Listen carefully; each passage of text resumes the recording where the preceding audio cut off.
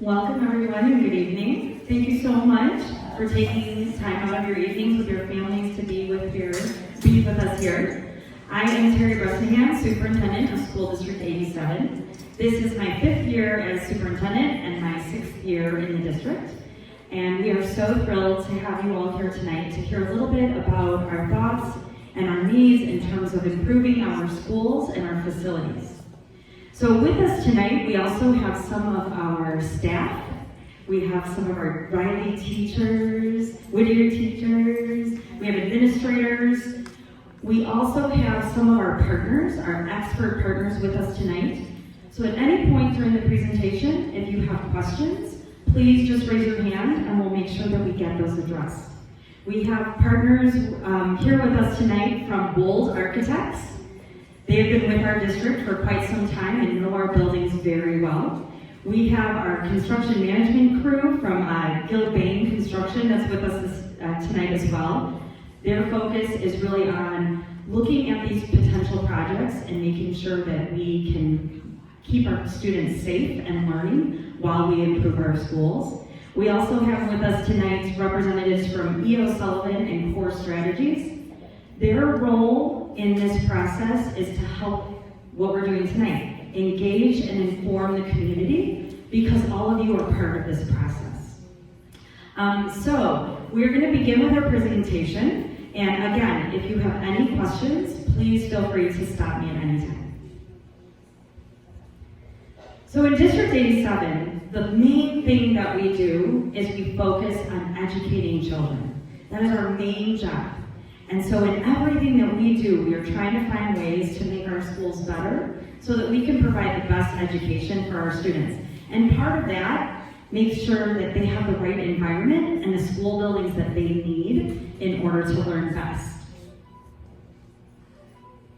So I want to just take a couple of minutes and share a few of the many transformative things that we've done over the last 5 years that really have made a difference for teaching and learning in our schools. So one of the things that our students have the opportunity to participate in are STEM classes. We started in grades 6 through 8, but now we've added over the last couple of years STEM for all students kindergarten through 8th grade. And STEM is science, technology, engineering, and math. So our students get to be hands-on, discovering, really engaged in learning. We also expanded to full-day kindergarten. This is now, I believe, year 4, where every student, when they start in District 87, has the opportunity to be in a full-day kindergarten program. And we used to be a half-day program here in District 87. Our pre-K program, this year we actually received additional funding through the state grants so that we could expand our preschool program and actually integrate students who have significant needs so that they can be a part of our learning environment and then transition as they go into kindergarten and beyond. Technology has been a huge part of what we do in District 87. So when I started in this district, we were 2 to 1, which meant that for every 2 students, we had 1 device, 1 computer. Since that time, we're actually now 1 to 1, which means that every student has their own device in grades 2 through 8. We also have many devices for our kindergartner and our 1st grade. And starting last year, we actually started allowing our students to take those devices home so that teaching and learning could happen even beyond the school day. And we're going to continue to expand that so grades 3, 4, and 5 will also be able to take their technology home. In our primary schools, Whittier and Jefferson, how many of you have students in our primary schools? Grades K, 1 or 2. Okay, so in those classrooms, we actually upgraded the interactive displays. So we always have these traditional projectors and screens that teachers used, but now we actually have students, you can see in this picture here, we have students who can come up and interact with digital displays in the classroom, and we have that at all of our classrooms at Whittier and at Jefferson. As well as our Chromebooks that we are in a one-to-one environment for our students. 2 years ago, so we're now in year 3, we moved to grade level centers. And that was a big transformation for District 87. So when we moved to grade level centers, it was really about providing equality for all students. So instead of students having to go to one school if they had certain needs, we made sure that that programming was available at all of our schools so that they could go from kindergarten through grade 8 and make sure that they have their needs met. But what also happened when we moved to grade level centers is we were able to reduce our class sizes across the entire district.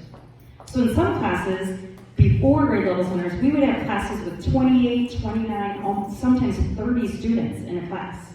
And right now, with grade level centers, we actually are around 18 to 22 students per class, which makes a big difference for teaching and learning.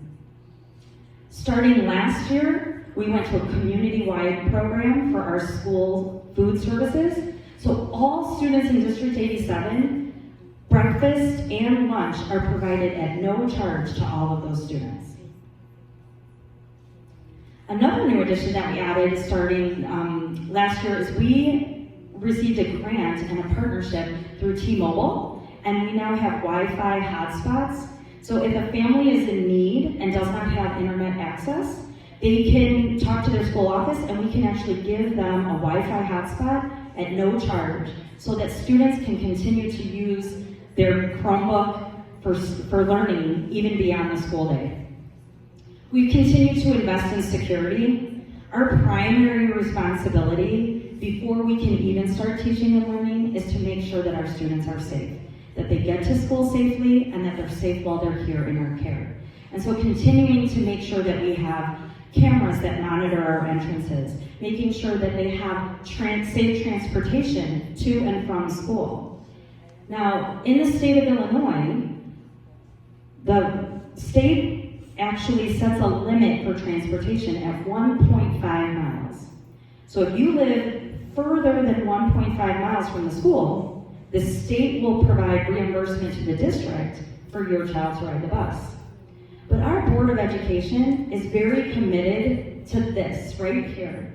And so what they decided many years ago, and they remain committed to, is transporting all students who live 0.75 miles and more. So it's twice the amount the state allows, but they've really been invested in making sure our kids have safe passage to schools. We've really looked at our special ed program, and in District 87, we can now say that it is very important for all students, to the best of our ability, to have their education in their neighborhood school. So if we have to look at outside resources, but their education should start here with us. When we moved to grade level centers, we were actually able to bring programs back into District 87 so that all students have the opportunity to learn here in their neighborhood schools.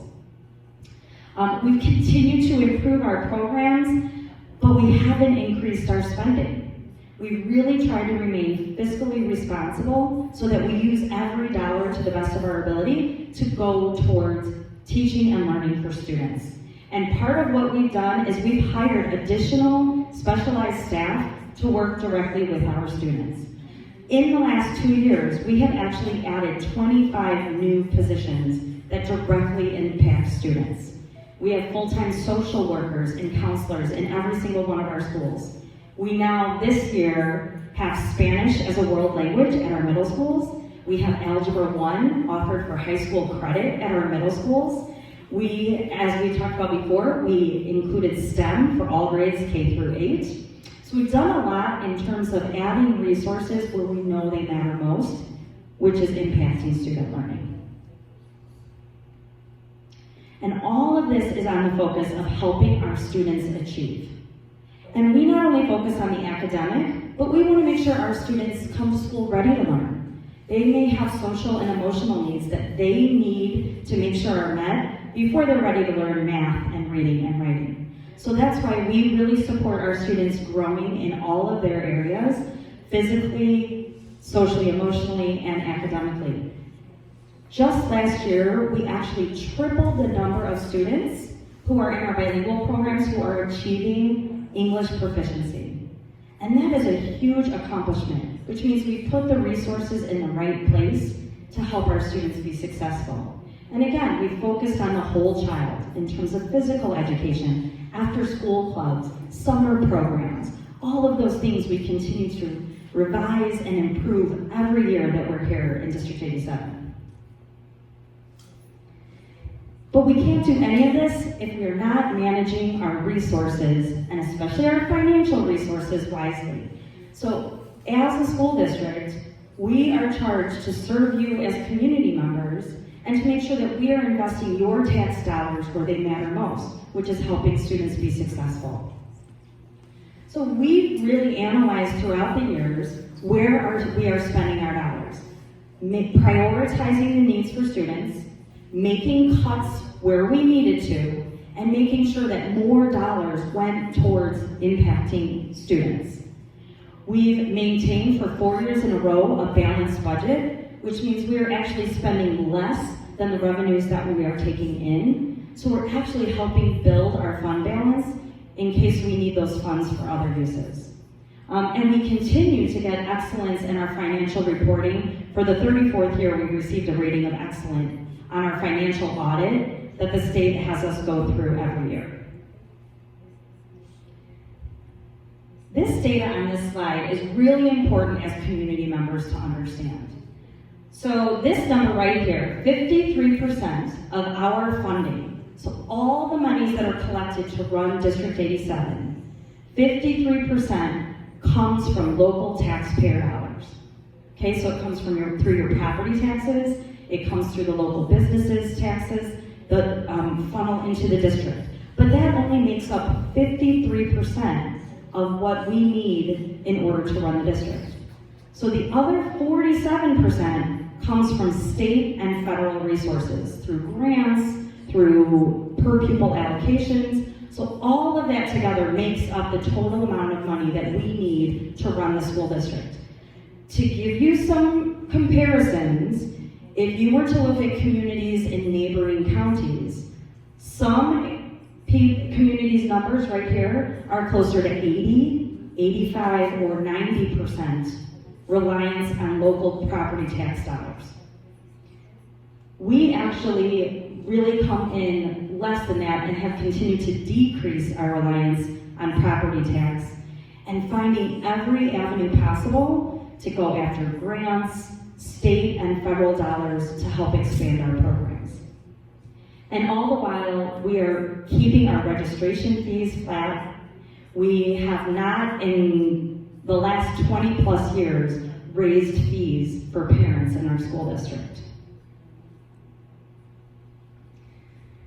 So now that brings us to tonight, because we've done so many things together as a community, and we've really maximized our resources. But when it comes to actually physically improving our aging buildings, we need to come together because we've done all we can as a school district. Now we need our entire community to come together to help make some improvements. So we have some challenges, right? If you look in the gym that you're in today, look around. How old do you think this gym is? Any guesses? 50 years, right? I think that's actually pretty close, right? Right around 50 years. If you look at the flooring, these are original asbestos tiles, right? So this is the kind of thing, these are the kind of things that require additional funds above and beyond what we spend each year in order to renovate and change and improve. And we want that for our students. So we're dealing with some aging infrastructure. We have 4 buildings in District 87 that are all between that 50 and 60 year mark, whose gyms look like this.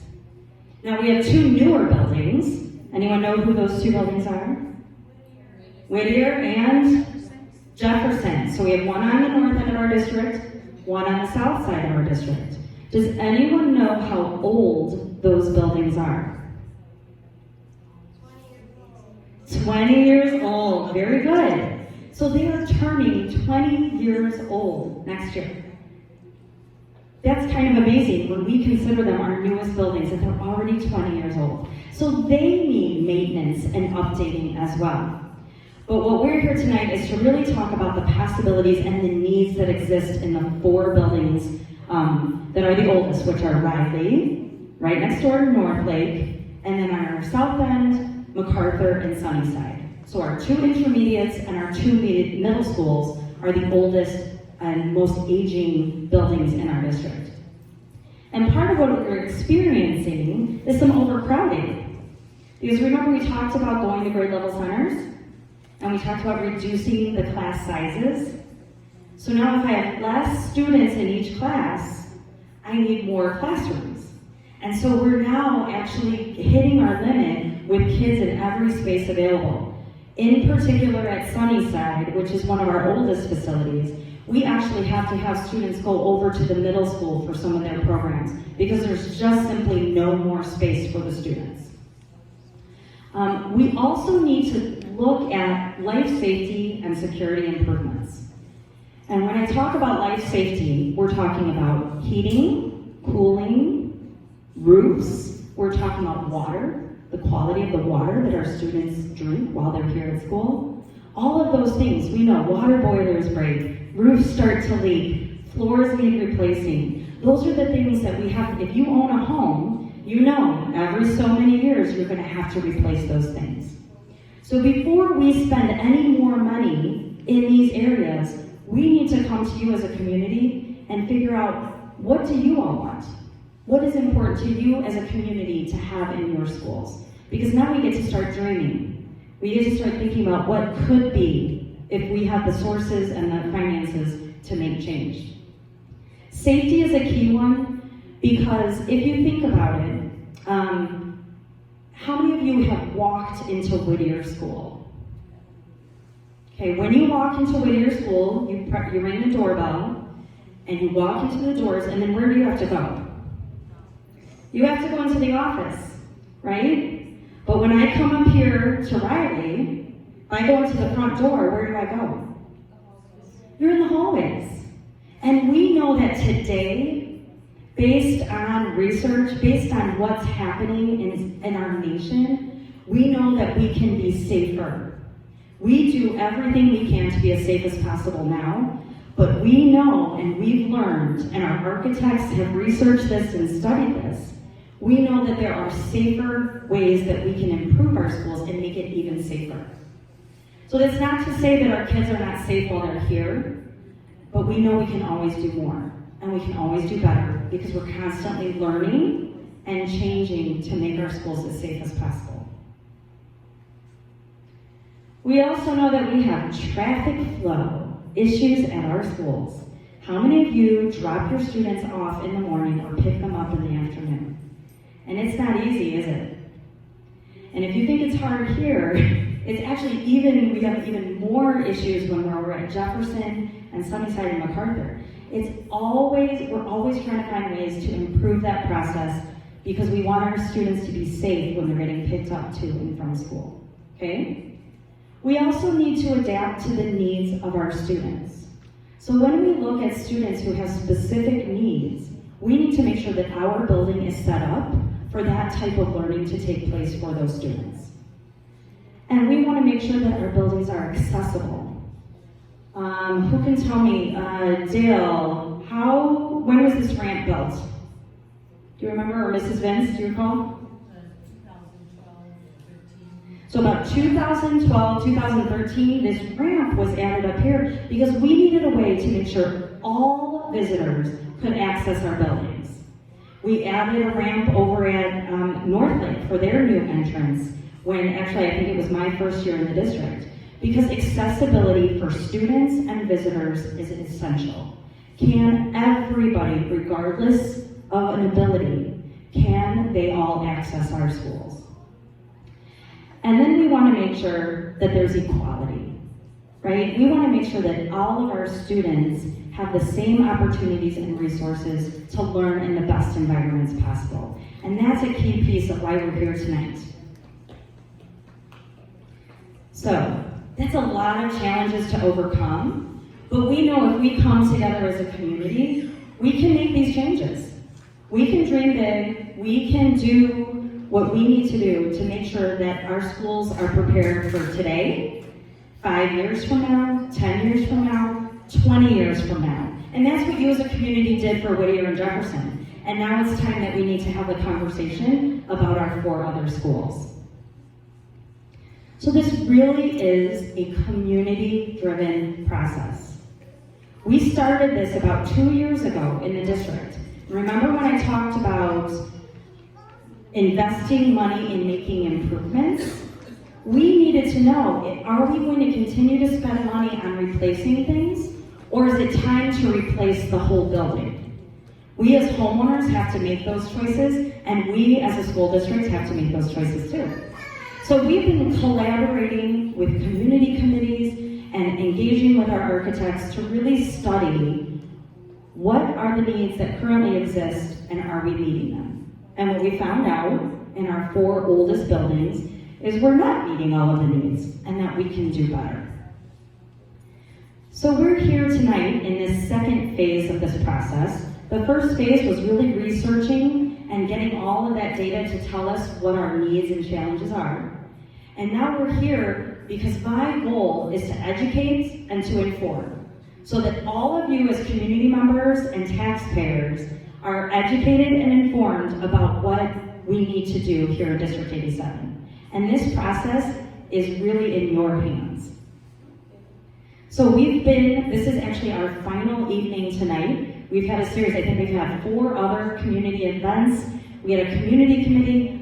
We also had a breakfast with our community leaders, so elected officials. We had, I think, 4 out of our 6 mayors come and attend that. We have representatives from our libraries, our park districts, our villages, to come and hear the same information so that they could be involved as well. And so you also probably received a phone survey. How many of you received a phone survey? Where you were asked a series of questions to participate in over the phone. And so all of that data, and later tonight you're gonna get the opportunity to take another survey. And we're gonna use all of that data to help make a recommendation to our Board of Education. The Board of Education are 7 community members who have been elected by you, the voters, to represent you. And so we've been all throughout this time giving them this information, having these conversations, so that by December, the board will have enough information to know, should we go to the community and ask for the additional revenues that it will take to improve these 4 schools, or do we not do that?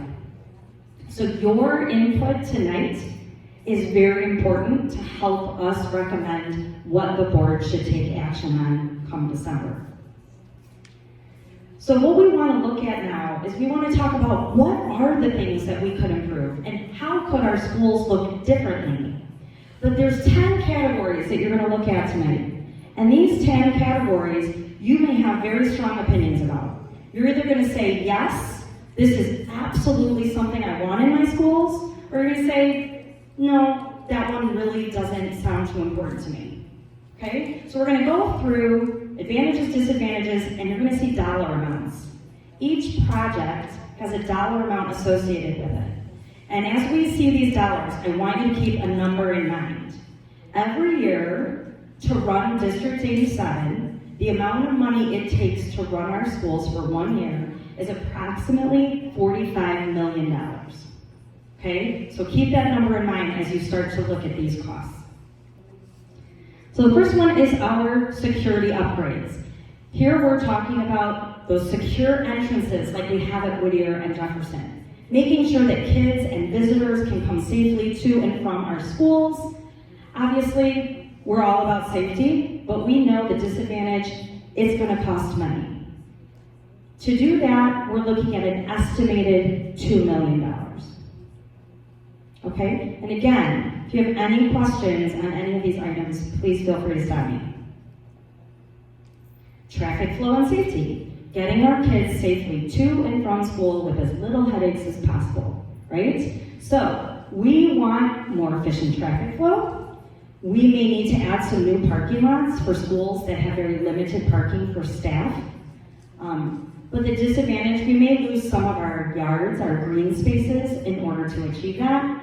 And we're looking at an estimated $5.8 million. STEM labs. We talked about having a STEM program, but a key thing to understand as parents is that our STEM classes are taught in actual, very traditional classrooms. So they maybe don't have the access to all of the things that they need to have a really robust and exciting STEM program. So updating our labs would allow us to do more with our curriculum, but we're limited in our space. It may require some reconfiguration or some new buildings, and we're looking at an estimated $1.3 million for that. Library media centers. If you've been in more than one of our schools, you can see the differences when it comes to our library media centers. They're in our 4 older schools, they're very small, and they're very limited in what they can do. And we know now, teaching and learning looks different today than it did 20 years ago, 40 years ago.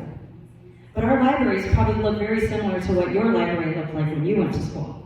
So in order to modernize and expand those and give more access to technology, as well as books and other multimedia resources, and those collaborative spaces so that students can work together, that would be the advantage we get of revamping these spaces.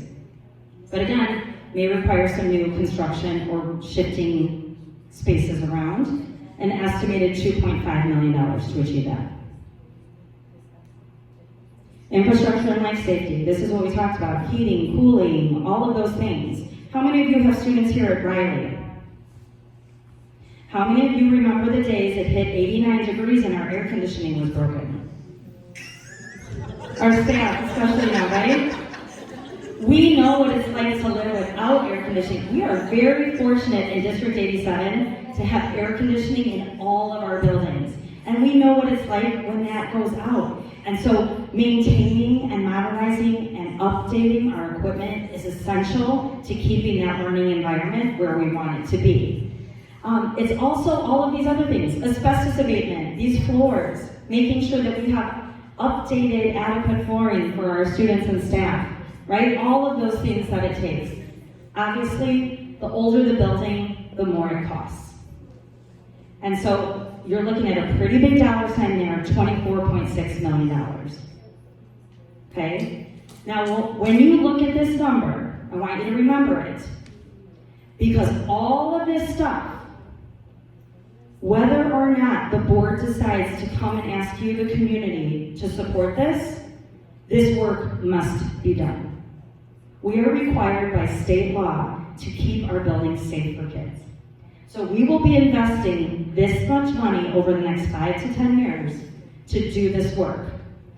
We can either do it one project at a time in an older building, or we can do it as part of a larger project and hopefully save some money and make other improvements at the same time. So keep that number in mind when we get to the end. Learning environments. We see kids here, they use every space possible in our schools.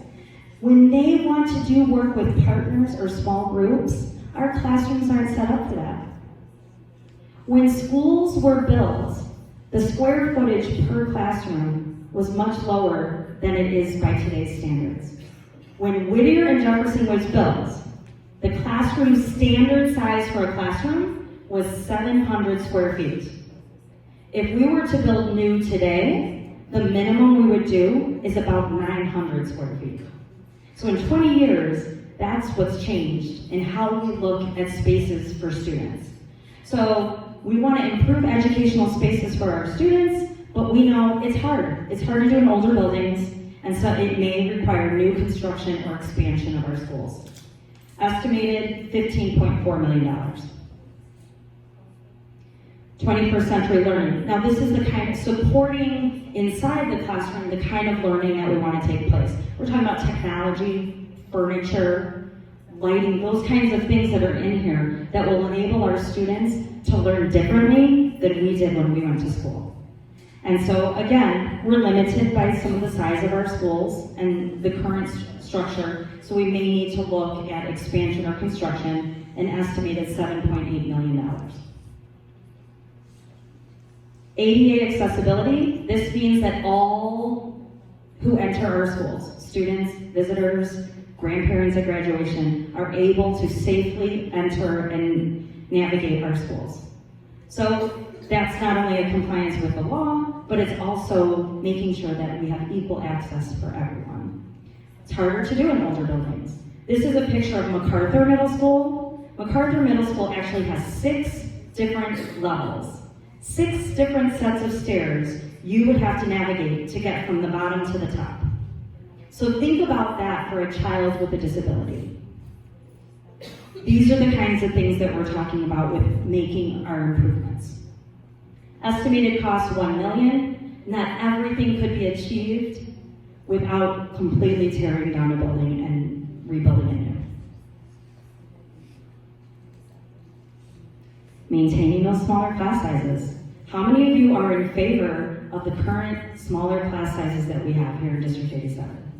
Right? Because we know as a teacher, I am better able to teach when I only have 18, 19, 20 kids versus 28, 29, 30. And so in order to maintain that, some of our buildings are going to need to be expanded. And so that is going to be costly. And when we look at that, these are the biggest numbers you've seen tonight. Because what this would require is actually completely rebuilding 1 to 2 of our schools in order to achieve that. Capacity and safety, we're talking about these large spaces, okay? So our kids here, when they come to gym, are in this room, they eat lunch down in the multi-purpose room, and we know that we want to modernize and make these spaces where kids can enjoy their time together, right? Where they can enjoy and have the kind of social setting when they need that in between classes. And so looking at that, we may have to relocate some spaces or expand buildings in order to achieve those things, an estimated $17.7 million. So that's a lot of information.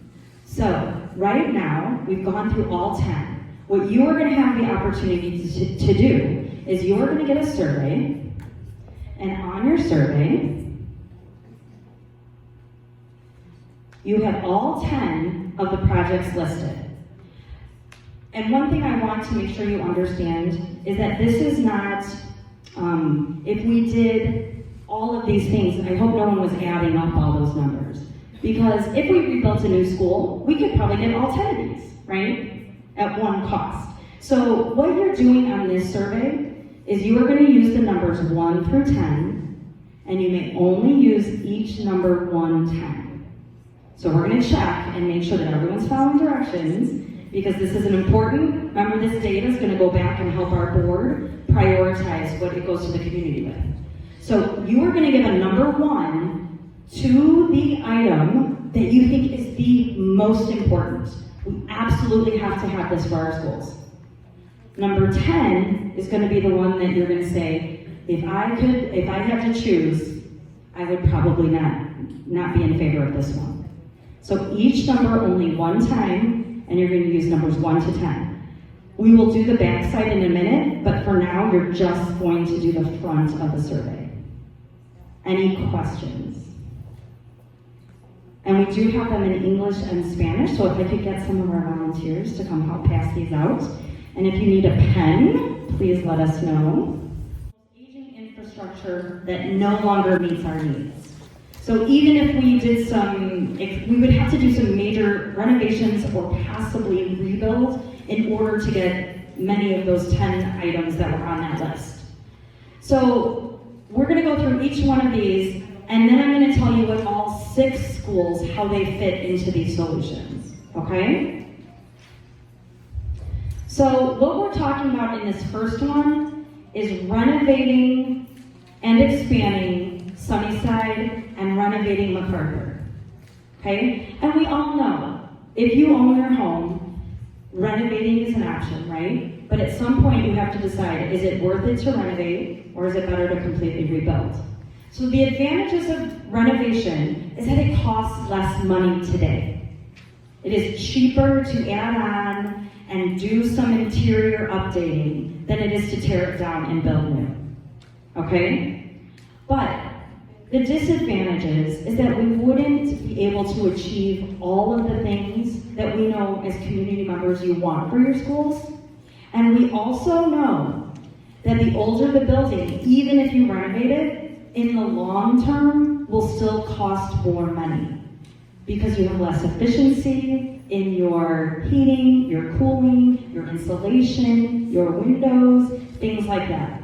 Okay? So you're gonna have some longer costs in the long run, but up front, we're only looking at about $36.1 million for those 2 schools.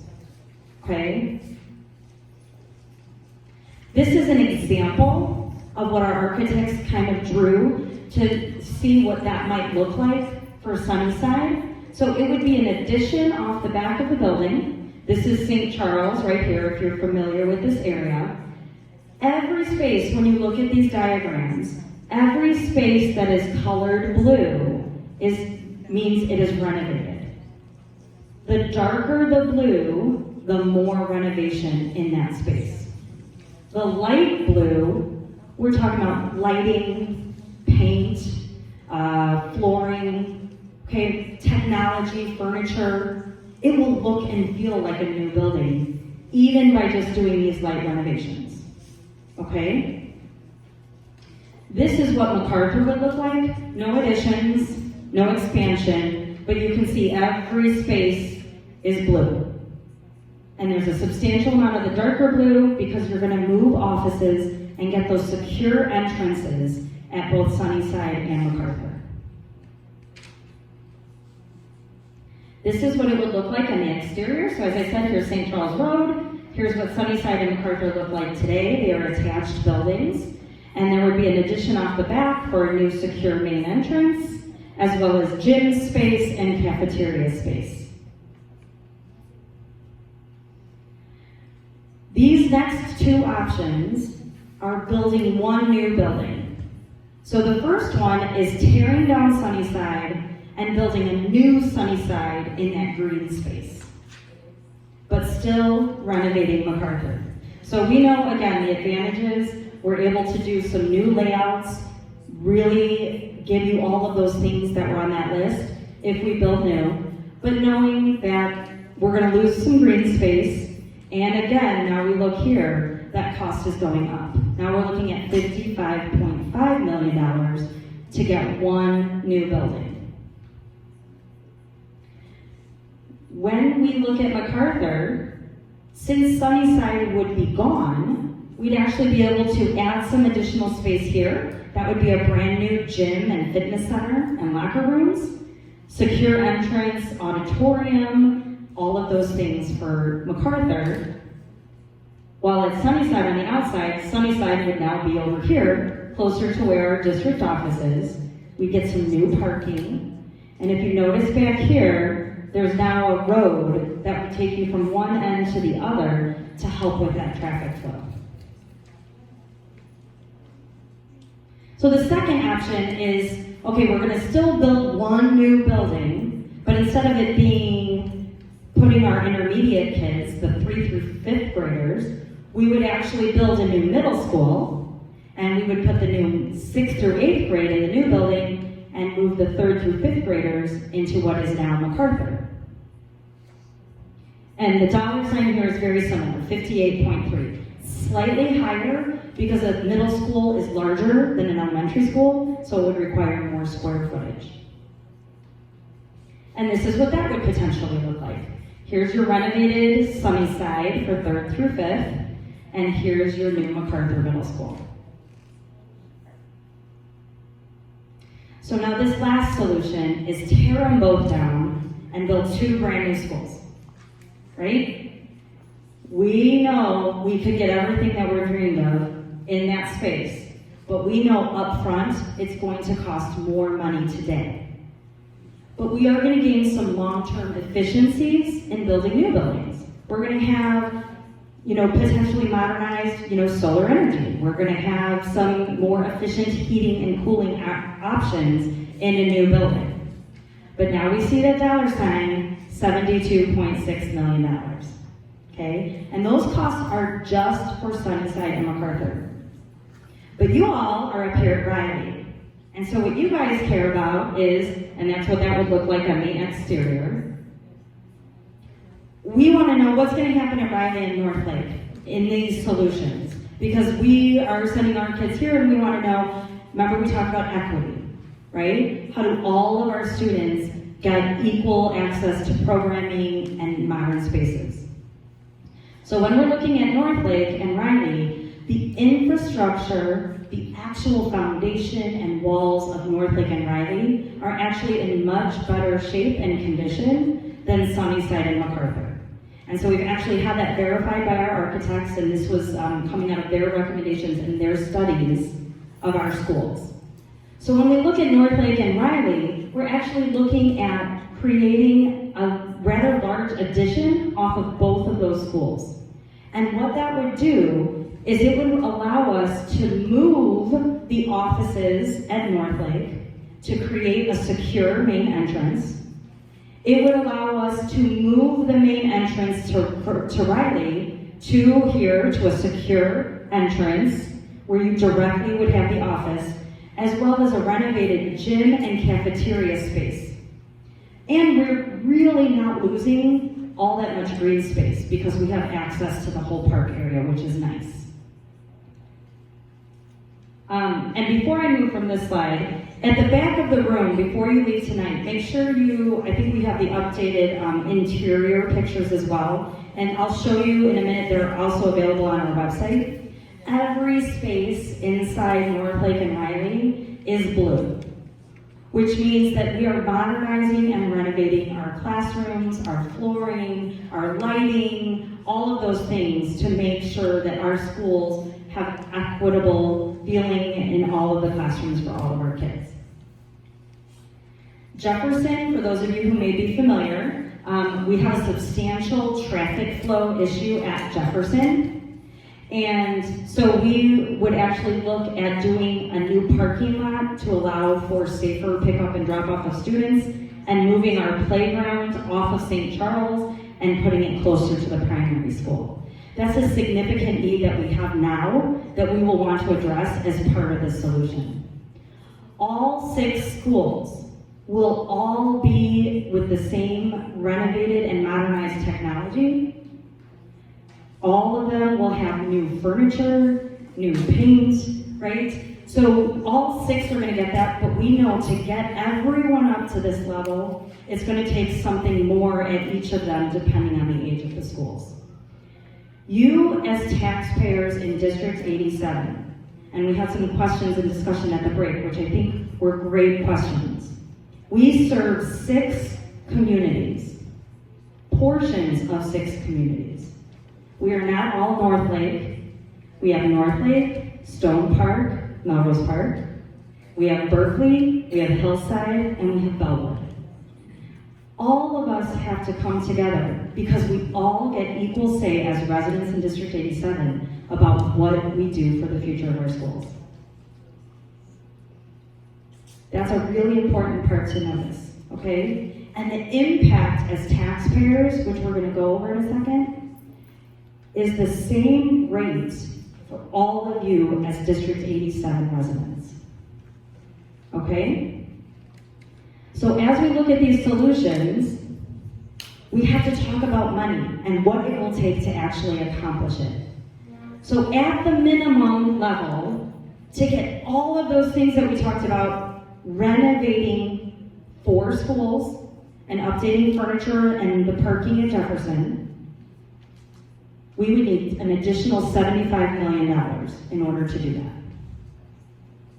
If we went to the second level, that would give us 1 new school, either Sunnyside or MacArthur, but they both would come out about at this funding level. That would also give us everything we saw in option 1, which are the additions and renovations at Northlake Riley, technology, furniture for all of our schools. Okay? This top level, the biggest number, 111 million, gets us everything we just talked about, but it gives us that scenario with the 2 new schools for Sunnyside and MacArthur.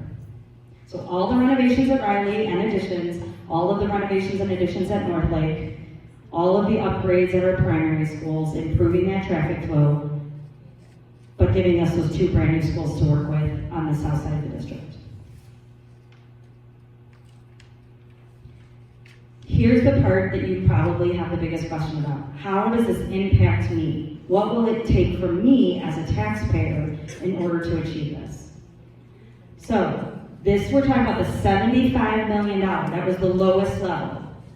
If I own a home that is worth $200,000 today, my tax bill would see an increase every year of about $343. So each year you're paying that additional $343. The key part to understand is, how old did you say Jefferson and Whittier were? They're turning 20, which means, yes. For how many years though? Great question. This would be for a 22-year bond sales. So the 20 years that it took to build Jefferson and Whittier, we got revenues by selling bonds from the referendum in 1999. And with that money, it was 20 years. So think about like your house payments, a 20-year mortgage. Okay, so we took a 20-year mortgage to pay that off, and those are going to be done being paid for next year when those buildings turn 20. When those bonds are paid off, if we did nothing as a community, your tax bill would go down. And I think it would go down roughly for an average $200,000 home. I think we said about $170. I could get the actual number, but it was roughly that amount that you would see a decrease. So the time is now, because if your tax bills go down, it is going to be really hard to make them go back up.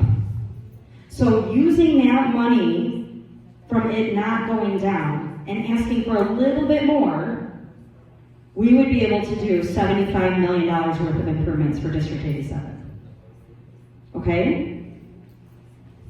That gets you this amount of money spent on each of these facilities. So obviously you can see a lot less at Jefferson and Whittier. All of these are roughly about the same because here we're talking just renovations. So $15 to $20 million at our 4 aging schools. That's for the $75 million. If we go up to the second level, $95 million, and I have that same home that's worth $200,000, my tax increase is going to be $482. $5 million,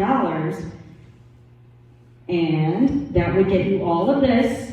So all of those same things at these 4 schools, but you see the numbers go up here because we're expanding MacArthur and we're rebuilding Sunnyside. Okay? That's at that mid-level. If we do it all, if we say we're doing it, let's do it, and get 2 new buildings and everything else for $111 million on that average $200,000 home, your tax impact would be about $593 a year. If your home is worth more, it will be slightly higher. If your home is worth less, it will be slightly lower. Okay? You can calculate that however that impacts you. $593 to each of you means something different. And that's why each of you as a community member are very important to this process. Because either you look at this number and say, hey, that is nothing to get all of this and improve our schools, absolutely. But you may be a person who says, you know what, that's really not something I could afford. I would really look at a different solution. Okay? So these are our funding levels. And on the back side of your surveys, you have 2 portions that you're going to complete. The top one is just about Sunnyside and MacArthur, and the bottom one is about these options here for the total package. You are going to rank each one using numbers 1, 2, 3, and 4. You may only use each number once. Number 1 means I support it. I would absolutely vote for this tomorrow if it were available. 4 is I absolutely would not support this at all. Give it a 4. So for each section, number 1 through 4 on your surveys. If you have any comments or additional input that you would like us and the board to know, please leave that on the lines at the bottom of your survey, and then we'll make sure that we collect those surveys from you. Okay?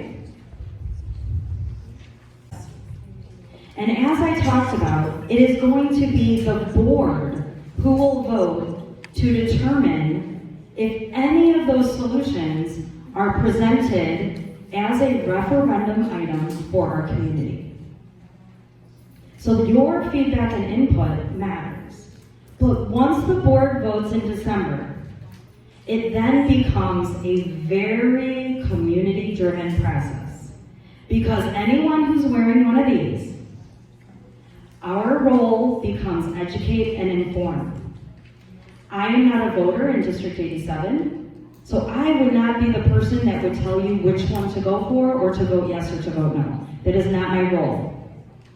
My role is to help educate and inform. Your role as community members is to reach out and say, this is what I support, and here's why you should support it too. That will be phase 3 of the process.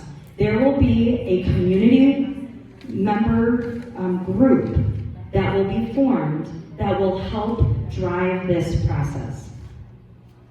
Okay, does that make sense, everybody? This is going to be up to you to make sure that everyone, not just the people sitting in this room, but everyone who has a vote in District 87. We have approximately 70% of our community who have never used District 87 schools. 70%. So think about if every single person came out to vote, how would each of them vote? And we need a majority in order to pass a referendum, which means we need 50% plus one more person. That's all it takes. So each individual matters in helping make this decision about how we move forward as a district. But what I want to leave you with is for you all to know that our commitment as District 87 employees is to do what we have always done, which is to educate children to the best of our abilities. We can do it in these buildings as we have been for many years, or we could do them in renovated, newer buildings. That decision is up to you. But our commitment remains the same. We're going to keep kids safe, we're going to take care of their needs, and we're going to give them the best education that we can. And so, as we head through December, please stay involved.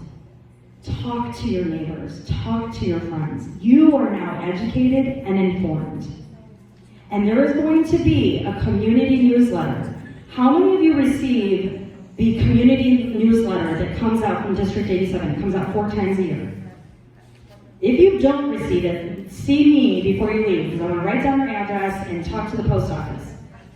In November, you are going to receive a mailing that talks about all of this stuff we just talked about tonight.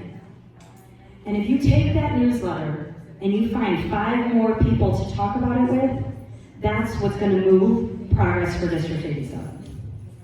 Okay? So, if there are no final questions, in the back of the room are some wonderful color displays of all of the things that we talked about tonight. You have experts in the room who can help answer any questions that you may have about what this would really look like. The video of this presentation will be available on our website, and I will actually show you on our website. If you have not been there, please visit, because you can go and there is a facilities news that has been on here, and it goes all the way back to, I think, July or June of 2018, with all of the presentations that have been made to the board. And so the presentation that you saw tonight is linked up on our website.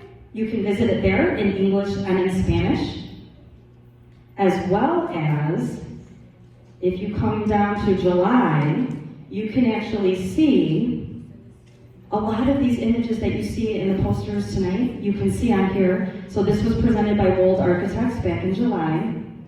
And you can see the actual images of what our schools might look like. So for example, here's Riley. And you can really start to visualize how Riley could be different.